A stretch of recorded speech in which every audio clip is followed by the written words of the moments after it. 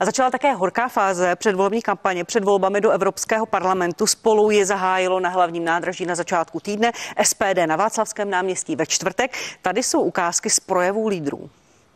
Slovenského premiéra, kterého chtěl zavraždit probruselský a proukrajinský aktivista. Premiér Fico, stejně jako my v SPD, odmítal podpořit válku na Ukrajině. Nechceme, aby naše děti umíraly pro udržení americké světovlády. Ostatně naprosto stejný názor mají miliony ukrajinských mužů a žen, kteří uprchli před Zelenského totalitním režimem do západní Evropy. K nám, do Polska, ale i do Ruska. Nikdo z nich nechce umírat za banderovce a americké zájmy. Prožíváme dnes skutečnou válku. A to nejen na Ukrajině, ale také jinými metodami a v přeneseném slova smyslu v Evropě. Dnes mám pro vás zásadní zprávu. Koalice Spolu je jediným demokratickým uskupením, které má reálnou šanci porazit v evropských volbách hnutí ANO a zabránit tak zhoubnému vlivu populistů a extremistů na budoucnost Evropy. Volte ty, kteří mohou vyhrát a porazit užitečné idioty Vladimíra Putina. Tak, slyšeli jsme slova ze začátku předvolební kampaně z té horké fáze. Já začnu u vás, pane Fialo. Ano. Emoce, strašení, ten projev byl i na poměry Tomia Okamura poměrně agresivní. Není to hra s nebezpečnou polarizací? To, co tam říkal, to, co jsme slyšeli? Já myslím, že ne, protože ta eskalace konfliktu na Ukrajině je opravdu obrovská. Já myslím, že si to možná ani neuvědomujeme nebo nechceme uvědomovat, ale prostě posílat vojáky zemí Evropské unie na Ukrajinu, to už jako je velký problém. Teď se žádá o to, aby se mohlo zbraněmi Spojených států amerických střílet do ruského vnitrozemí a to prostě je obrovská možnost eskalace toho konfliktu a my to nechceme. My chceme banderovský režim na Ukrajině, tak to smýšlíte o tom, jakou politiku dělá prezident Zelenský? Nespochybnitelné je, že Ukrajina se dodnes nevypořádala s korupcí, s oligarchama a s nacismem. Dneska, když se podíváte na pluk Azov, na různé, konec konců pan ministr Lipavský, my jsme tam poslali houfnice jako Česká republika a ministr Lipavský si musel předvolat velvyslance Ukrajiny, aby z těch českých houfnic smazali trámové kříže. Prostě je to problém. Do kanadského parlamentu si vzali 96-letého veterána divizí SS. A co se týče v pobaltských zemích, tam je adorace nacistického režimu úplně normální. V tom projevu ale nezaznělo to zásadní, že na Ukrajinu útočí Rusko. Že útočí Rusko, okupuje 1/5 území Ukrajiny, zabíjí tam Ukrajince, zabíjí ženy, zabíjí děti. Ano, je to agrese, my jsme to nikdy nespochybňovali a proto si myslím, že je co nejdřív potřeba začít jednat o míru. O míru, protože, já to ještě dopovím, protože už v roce 2015, já jsem řekl, čím déle tento konflikt bude pokračovat, tím zbude méně Ukrajiny. A bohužel to vypadá, že to tak bude. A stejně už dneska o míru začíná mluvit i prezident Zelenský, nebo už není prezident, ale začíná o něm mluvit Rusko. Konec konců v roce 2022, nevím, jestli to vůbec víte, to českými médií neproběhlo. V roce 2022 už byly 2 možnosti dojednání míru ze strany Ukrajina a Rusko. Ten problém je velmi složitý a je kolem toho hodně dezinformací kolem uzavírání míru v roce 2022. Říkáme, že ten mír chceme a že chceme o něm jednat, že tam nechceme žádné další zbraně a nechceme, aby ten konflikt pokračoval, protože ten konflikt nemá vojenské řešení. Pane ministře, pojďte na to zareagovat. Tohle byl projev, jako když ho vystřihnete z Rasy a Adin. To je propaganda Vladimíra Putina, to je hlavní kanál ruské televize. No možná nevíte, ale teda vysíláte to se vším všady. Tak pojďme opravdu říct základní data, která nejsou zpochybnitelná. Mimochodem včera další útok Ruska na takzvaně strategickou infrastrukturu. Akorát to je propaganda, ve skutečnosti to bylo nákupní centrum, ve kterém umírali ukrajinští civilní. Pane ministře, zastavme to, pojďme jednat o míru. Pokud to chcete zastavit, tak to zároveň znamená vytvořit takové podmínky, které pro Ukrajinu aspoň trochu budou přijatelné. Jak může vypadat dohoda o míru v okamžiku, kdy prostě je Ukrajina zatlačena bez zbraní do kouta? Ale pojďme to zkusit. Ale to, co se snažíme my, je opravdu vytvářet podmínky pro to. Ne. Proto, aby Ukrajina se mohla efektivně bránit. Každý den tam umírají lidé. Každý den tam umírají lidé díky té válce. Ale ne díky Ukrajině a ne díky naší pomoci, díky ruské agresi. Taková je realita. Ano. A jestli vy se snažíte tímto způsobem nahrávat Vladimíru Putinovi, no to ale promiňte, já se snažím to ukončit a nahrávat ukrajinským ale ve skutečnosti to děláte. Zpochybnil jste pozici Zelenského, před malou chvílí jste zmínil, že snad už ani není prezidentem. Označil jste jeho režim za totalitní. To jsou nesmysly. Na Ukrajině vládne demokratická vláda a když tohle porovnáte, tak se prosím podívej, a nechte mě domluvit, já jsem vám do řeči neskákal, tak se podívejte na to, jak úžasná demokracie vládne v Rusku. Je to do očí bijící rozdíl mezi Ruskem a Ukrajinou. Já autoritářský režim v Rusku nepovažuji za náš vzor, to v žádném případě. Ale co říkáte, mu vlastně nahráváte a jdete v intencích jeho propagandy. Tak, pánové, pojďme to ukončit. Pane Fialo, jak jste to myslel, že říkáte, že prezident Zelenský už není prezident? Podle mě mu 21. května skončil prezidentský mandát. A volby tam nejsou, protože je válka. Tak je to napsáno v ukrajinské ústavě. Ale nevím, jestli je to v ústavě, ale měly by se konat volby. Ty se nekonají, protože Rusko vede válku na Ukrajině. Prezident Zelenský je stále prezident. Já to nespochybňuju, ale je problém v tom, že když ta Ukrajina udělá s někým nějakou dohodu, jestli to někdo nebude u mezinárodního práva nebo soudu zpochybňovat, jestli pan Zelenský byl v té době ještě člověkem, který zastupuje Ukrajinu. V ukrajinské ústavě volby se nekonají, protože na Ukrajině válka vede i tam Rusko. Pane ministře, já jsem se ptala pana Fialy na to, jestli to není hra s nebezpečnou polarizací, ale i na vaší straně. Vy souhlasíte s tím, jak vystoupil váš lídr kandidátky, váš místopředseda z ODS, pan Vondra, který mluvil o Putinových užitečných idiotech? No, bohužel ten předchozí projev Radima Fialy mu dal v plném rozsahu za pravdu. Ale tak já jsem slovo Putin vůbec neřekl. Já jsem řekl, pojďme dojednat mír, pojďme. Jenomže proto, aby se něco takového mohlo odehrát, tak musíme vytvářet podmínky a nenechat v tom Ukrajinu jako oběť toho agresora. To jsou základní předpoklady pro to, aby ten mír mohl mít vůbec nějakou váhu a hlavu a patu. Jinak říkáte vlastně, tak by bylo nejlepší, kdyby Rusko obsadilo celou Ukrajinu a válka tím pádem skončila. Ne, v žádném případě. To je nepřijatelné. Pojďme to zastavit teď. Tak, ale o to se snažíme, vedeme celou řadu takových jednání. Ale já vám něco řeknu, pane ministře. Já se Ruska taky bojím. Víte proč? Já se Ruska taky bojím. Protože jestli tam dodáváte zbraně, budete střílet i na jejich území, tak a bude ten konflikt eskalovat, tak já se toho bojím. Dřív jsem se toho nebál. A věřil jsem, že bude dojednán mír a že ta válka skončí. Ale dneska se toho Ruska taky bojím.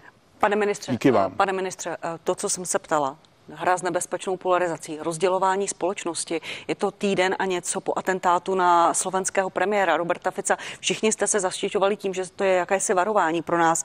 Naplňujete to i v té kampani obě strany? Vezměte si třeba průběh té dnešní debaty. Myslím, že z části jsme dokázali vést věcnou demokratickou diskuzi o tom, jaké parametry má mít důchodová reforma. Pokud to takhle budeme dělat, tak máme šanci sklidnit situaci. Pokud místo toho budou ožívat opravdu jenom vzájemné půtky, nadávky, osočování, tak to dobře fungovat nebude. Ale já jsem vás neosočoval. Vy jste osočoval mě, že jsem Putinův špion, idiot, dezolát a podobně. Já jsem proti vám nic neměl tady. Kdo tady šíří nenávist a strach? To, co jste vy zmínil, si tak vnitřně odporuje, že se s tím nedá dobře vůbec pracovat. No tak protože ve výsledku, ale já se snažím vysvětlit i divákům, v čem ta vaše slova jsou zavádějící, nepravdivá a v čem jdou opravdu v ruku v ruce s tou propagandou, kterou šíří. Pane ministře, ten mír stejně bude dojednán, ať chcete nebo nechcete. A bude záležet na jeho kvalitě a na jeho podobě. Děkuji, pane ministře. Pane Fialo, vy jste ten meeting moderoval, vy jste tomu říkali setkání vlasteneckých stran, vlasteneckých politiků. Vy jste vyzýval na té tiskové konferenci, aby to bylo poklidné i s ohledem na to, co se stalo na Slovensku. Nicméně pan Okamura už v první minutě 2 říkal, novináři, vládní strany máte na rukou krev.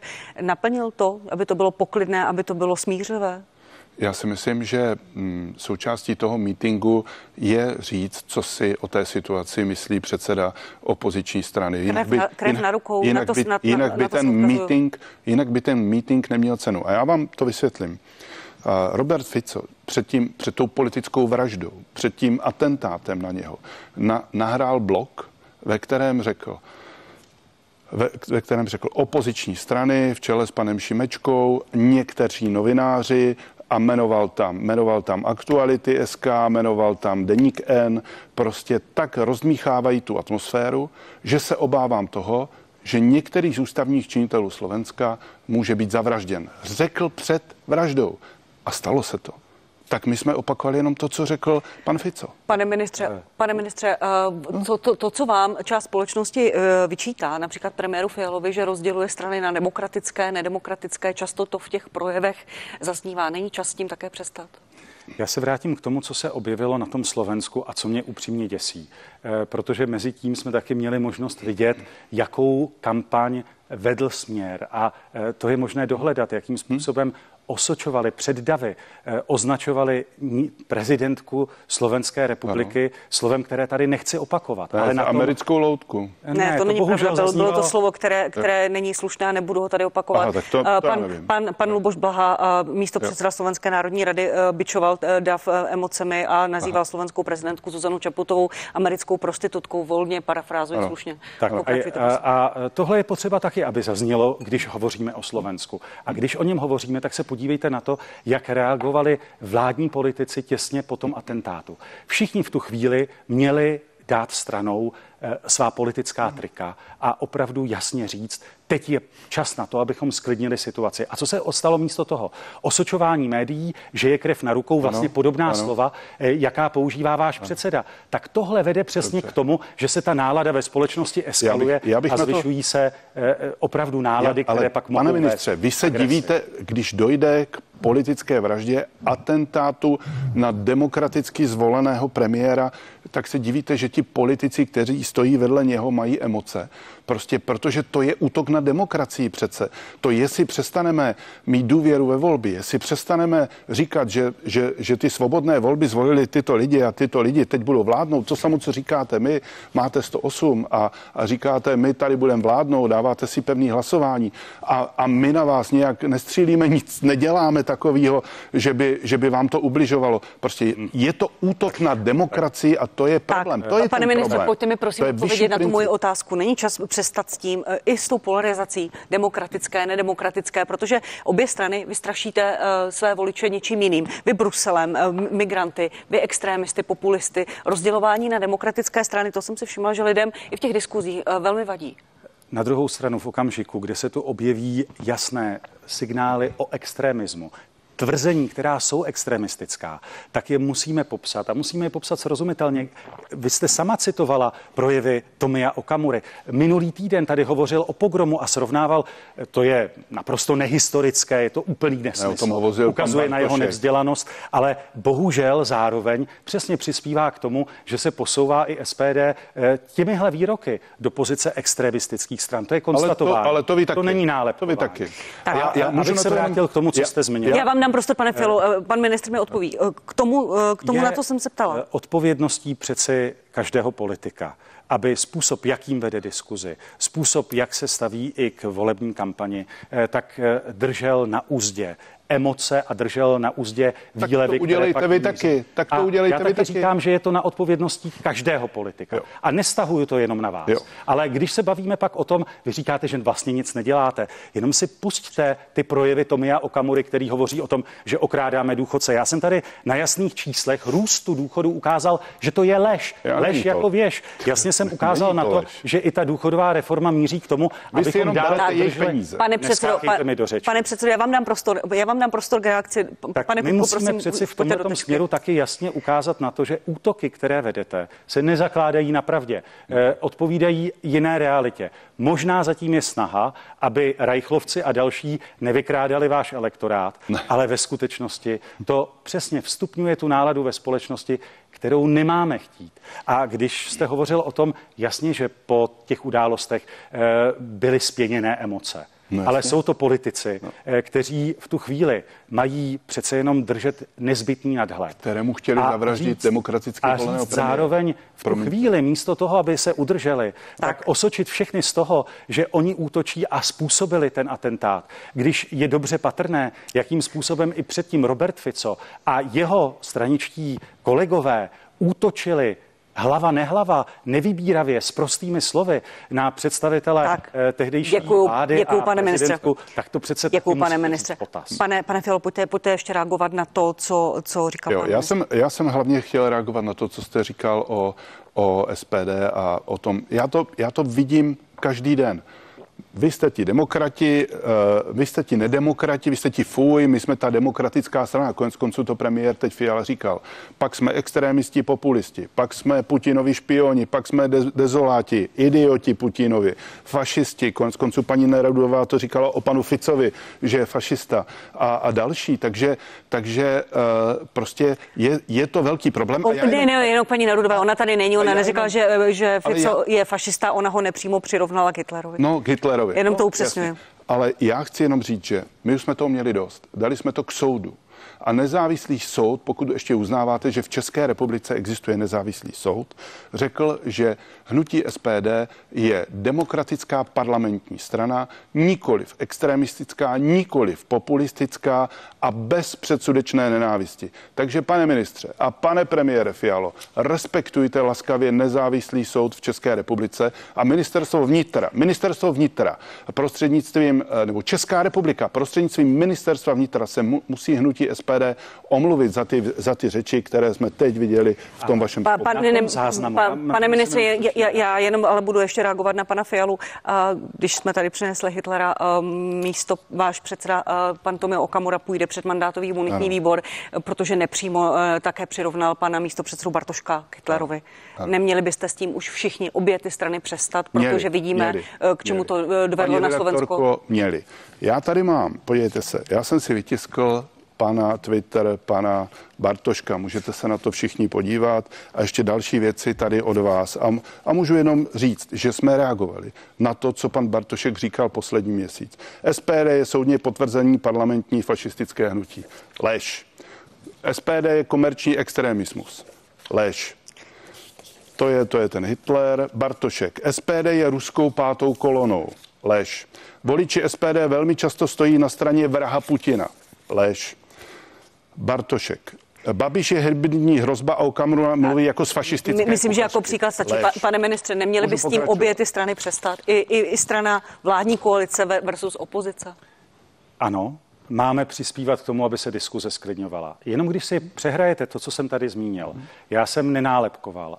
Upozornil jsem na to, že vaše vyjádření jsou opravdu podobná tomu, jak se projevují extrémisté. A vyhnul jsem se tomu, abych vás v tomto směru nařkl, ale zároveň vás zcela adekvátně vyzývám k tomu, abyste, pokud se nechcete pokládat za extremistickou stranu a bráníte se tomu, tak abyste se vyhli šíření ruské propagandy a abyste nepoužívali slova, jaká používá Tomio Okamura na svých předvolebních mítincích. A to je fér. A to je přístup, který pak může vést k tomu, že se ta diskuze bude. Poslední krátká reakce, pane Fialo. Já jenom na to musím říct, že každý, kdo nezdílí vaši pravdu a váš světonázor, váš narrativ, tak je Putinův špion, dezolát, ale my přece můžeme mít taky svůj relevantní politický názor, tak nám ho nechme.